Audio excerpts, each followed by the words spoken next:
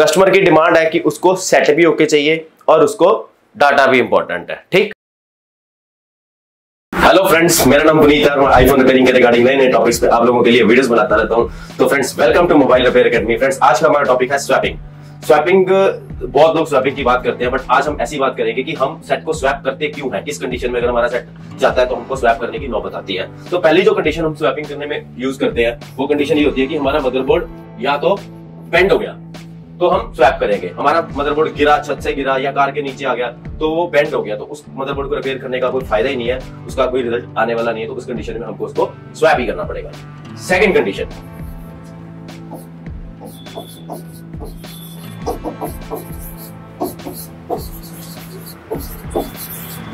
Physical damage. Physical damage means हमारे पास phone आया repair करने के लिए, किसी ने उसको बहुत जोर से पटक के दीवार पे मारा, तो उस कंडीशन में क्या हो गया, हमारा मदरबोर्ड बहुत ज्यादा आईसी टूट गए, इंटरनली ब्रेक हो गया, तो इस कंडीशन में हम स्वैप करते हैं। थर्ड कंडीशन जो हमारी होती है वो होती है ओवर टेम्पर्ड। ओवर टेम्पर्ड वो मदरबोर्ड जो हमारे पास रिपेयर होने के लिए आया, वो पहले ऑलरेडी किसी ऐसे टेक्नीशियन के पास गया जिसको प्रॉपर्ली रिपेयरिंग ना तो आती थी ना प्रॉपर उसको नॉलेज थी। वो अननेसेसरी मदरबोर्ड को ओवरहीट करता रहा और उस पर काम करता रहा और अपनी कोशिश करता रहा कि वो ठीक हो जाए, बट उसको प्रॉपर नॉलेज ना होने के कारण वो उस मदरबोर्ड को ठीक नहीं कर पाया, बस उसने मदरबोर्ड को टेम्पर्ड कर दिया। तो उस कंडीशन में हमको उसको रिपेयर करने का कोई मायना नहीं है। हम एक चीज ठीक करेंगे दूसरी खराब हो जाएगी, दूसरी चीज करेंगे तीसरी खराब निकलेगी। उस कंडीशन में हम बार बार अपने सेट को इतना जल्द रिपेयर नहीं कर सकते, तो हमारा डिसीजन उस टाइम पे स्वैपिंग ही होता है। या फिर फोर्थ रीजन जो होता है वो होता है वाटर डैमेज।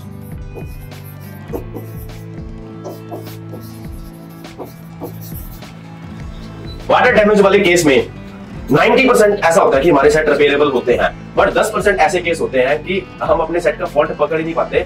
हमारा सेट बहुत ज्यादा वाटर डैमेज होने के कारण आईसीयू के नीचे बहुत ज्यादा पानी लग जाता है और हमको उस सेट को रिपेयर करने के लिए बहुत एक्सेस मेहनत करनी पड़ती है, और फिर भी हम उस सेट को बना लेते हैं, बट उसमें एक मल्टीपल फॉल्ट्स आ जाते हैं जिसकी वजह से हम डिसीजन लेते हैं हम सेट को स्वैप करेंगे। तो ये तो सारी कंडीशंस थी हम किस केस में सेट को स्वैप करते हैं। बट अभी आपको बताएंगे कि आपके पास कस्टमर आएगा, उसका स्वैपिंग के डिमांड्स क्या होंगे। डिमांड्स का मतलब, कस्टमर आपके पास आएगा तो ऐसा हो सकता है कि कस्टमर बोले कि मेरे को सेट भी ओके चाहिए और डाटा भी ओके चाहिए। मींस उसका सेट भी उसको ओके चाहिए और उसमें उसके अंदर जो डाटा है उसको बहुत इंपॉर्टेंट है, वो डाटा भी उसको चाहिए। तो पहली कंडीशन तो कस्टमर ये बोलेगा। सेकंड कंडीशन कस्टमर ये बोलेगा, हो सकता है कस्टमर बोलता है कि उसको सेट ओके चाहिए, उसका डाटा इतना इंपॉर्टेंट नहीं है। ये मैं इसलिए बता रहा हूं क्योंकि हर कंडीशन में हमारी स्वैपिंग की सारी कंडीशंस चेंज हो जाती हैं। अगर उसको पूरा सेट ओके चाहिए और उसको डाटा भी ओके चाहिए तो हम अलग आईसीज पे काम करेंगे। अगर उसको अकेला सेट चाहिए, उसको डाटा इंपॉर्टेंट नहीं है, तो हम कुछ लिमिटेड आईसीज में काम करेंगे। ऐसे ऐसे उसकी कंडीशंस चेंज होती रहती है, तो इसलिए इस चीज को समझना बहुत जरूरी है। सेकंड केस क्या बनेगा, उसको अकेला सेट ओके चाहिए, उसका डाटा इंपॉर्टेंट नहीं है। ठीक, ये आपका सेकंड केस हो गया।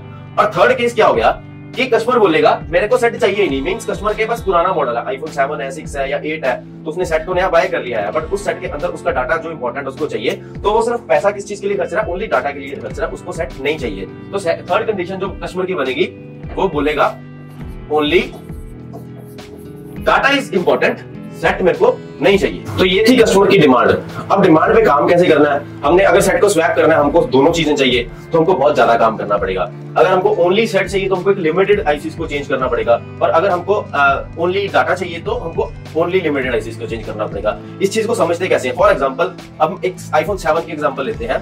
तो हमने एक आईफोन 7 को स्वैप करना है, कस्टमर की डिमांड है कि उसको सेट भी ओके चाहिए और उसको डाटा भी इंपॉर्टेंट है। ठीक, मींस कंडीशन क्या है, सेट भी ओके चाहिए एंड डाटा इज इंपॉर्टेंट। तो इस केस में हमारे पास आईफोन 7 आता है कि कस्टमर को सेट भी चाहिए और डाटा भी इंपॉर्टेंट है, तो हमको कौन कौन से आईसी शिफ्ट करने पड़ेंगे। तो पहले तो ये समझो कि ये हमारा डैमेज मदरबोर्ड है, ठीक, एंड ये हमारा क्लाउड मदरबोर्ड है।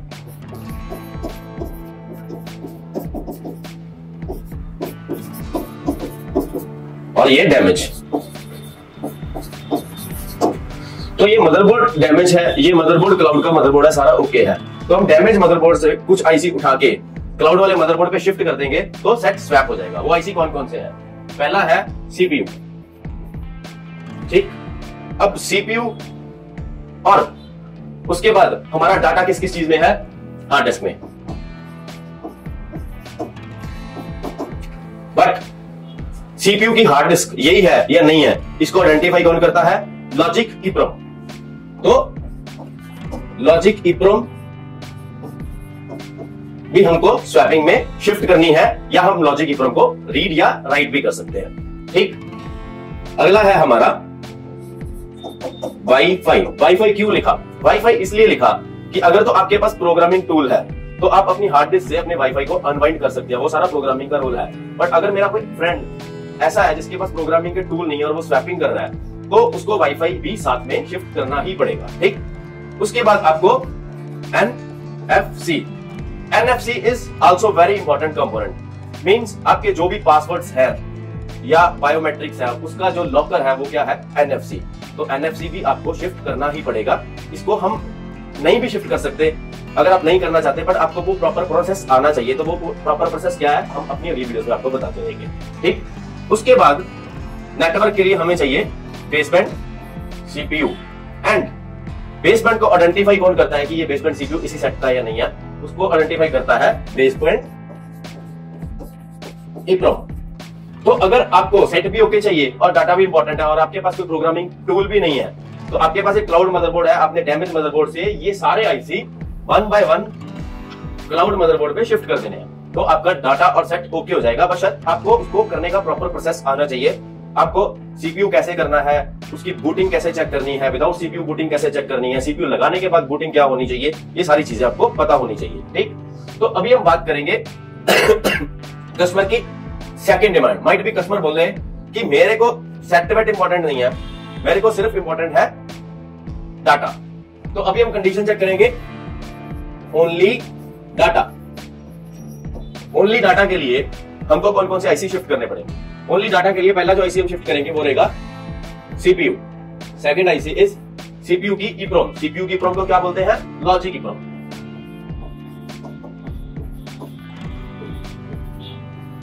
लॉजिक ईप्रोम को हम रीड राइट भी कर सकते हैं और शिफ्ट भी कर सकते हैं। तो अगर आपके पास टूल है रीड राइट करने का, तो मैं आपको ये सजेस्ट करूंगा आप रीड राइट ही करो, क्योंकि ये इतनी छोटी होती है, उठाते समय जब आप शिफ्ट कर रहे हो ये टूट सकती है, गुम हो सकती है। और लॉजिक ईप्रोम भी एक लिमिटेड मॉडल्स में हम शिफ्ट कर रीड राइट कर सकते हैं, हर मॉडल में हम शिफ्ट रीड राइट नहीं कर सकते। तो वो आगे अगली वीडियोस में आपसे डिस्कस करूंगा कि कौन से मॉडल में हम लॉजिक ईप्रोम को रीड राइट कर सकते हैं, कौन से मॉडल में हमको उसको शिफ्ट करना है। ठीक, और थर्ड थिंग क्या रहेगी, हमारी हार्ड डिस्क। हमारा सारा डाटा का होता है हार्ड डिस्क के अंदर। तो ये तीन चीजों के अंदर हमारा रहेगा डाटा। तो अगर ये तीनों चीजें आप शिफ्ट कर देते हो तो आपका सेट का ओनली डाटा आ जाएगा। एक चीज और करनी पड़ेगी, वो ऑप्शनल है, वो क्या है, एनएफसी। मैंने अभी आपको बताया था कि इन सबका एक लॉकर होता है जो पासवर्ड को प्रोटेक्ट करता है या अपने बायोमेट्रिक्स को प्रोटेक्ट करता है। तो वो क्या, कौन सा आईसी करता है, वो एनएफसी आईसी करता है। अगर आप इसको नहीं भी शिफ्ट करते तब भी आपका काम हो जाएगा, बट उसके लिए थोड़ा लंबा प्रोसेस रहता है। तो वो भी आगे, अभी पूरी सीरीज ही बनाने वाला हूं मैं आपके लिए स्वैपिंग की। तो आगे अपनी अगली वीडियो में आपको मैं बताता रहूंगा कि इस आईसी का प्रॉपर क्या रोल है और उसको विदाउट शिफ्टिंग हम कैसे काम में ले सकते हैं। तो अभी सिर्फ बात करेंगे ओनली डाटा, और मॉडल की बात करेंगे आईफोन 7। इफ आपके पास आईफोन 7 आप उसको स्वैप करना चाहते हो और आपको सिर्फ और सिर्फ उसके अंदर से ओनली डाटा चाहिए, तो आपको क्या चाहिए, CPU, logic EPROM, hard disk and NFC is optional. ठीक, तो अगले केस की बात करेंगे। अभी हमारे पास कस्टमर आता है, वो कहता है कि भैया ना तो मेरे को डाटा इंपॉर्टेंट है, मेरे को तो सिर्फ सेट इंपॉर्टेंट है। आप देखो सेट कैसे बनाओगे। तो उसमें हम इन आईसीज पे काम नहीं करेंगे, उसमें हम अलग आईसीज पे काम करेंगे। अभी हम डिस्कस करेंगे अपना तीसरा केस। तीसरे केस में कस्टमर को क्या चाहिए, ओनली सेट। ओनली सेट में अभी सारी कंडीशंस चेंज हो जाएगी। ओनली सेट में हमको क्या चाहिए, ओनली सेट में मैं आपको शॉर्ट फॉर्म में पहले आईसीज बताता हूँ कौन कौन से चाहिए, और बाद में आपने क्या करना है उसके बारे में भी डिस्कस करते हैं। एक तो सीपीयू चाहिए, अभी इस केस में लॉजिक ईप्रोम नहीं चाहिए, इस केस में हार्ड डिस्क नहीं चाहिए, इस केस में वाईफाई नहीं चाहिए, इस केस में और क्या चाहिए, बेसबैंड सीपीयू, इस केस में एनएफसी भी नहीं चाहिए, और क्या चाहिए, बीबी ईप्रोम। बीबी ईप्रोम को आप रीड या राइट भी कर सकते हैं।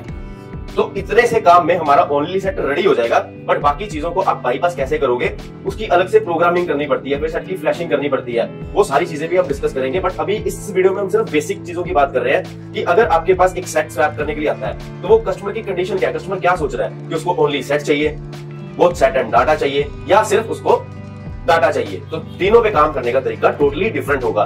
तो उम्मीद करता हूं आपको ये वीडियो अच्छी लगी होगी। तो अगर आप भी मेरे पास आके आईफोन रिपेयरिंग सीखना चाहते हो तो हमारे ऑफलाइन बैचेस स्टार्ट है, तो आप ज्वाइन कर सकते हैं। यहाँ पे हम बिल्कुल लाइव बोर्ड पे काम कराते हैं और पूरे स्कीमेटिक्स की नॉलेज आपको देते हैं। तो उम्मीद करता हूं आपको ये वीडियो अच्छी लगी होगी। अगर आपको ये वीडियो अच्छी लगी तो मेरी वीडियोस को लाइक करो, शेयर करो, सब्सक्राइब करो। तो फ्रेंड्स मिलते हैं अगली वीडियो में, तब तक के लिए लव यू ऑल।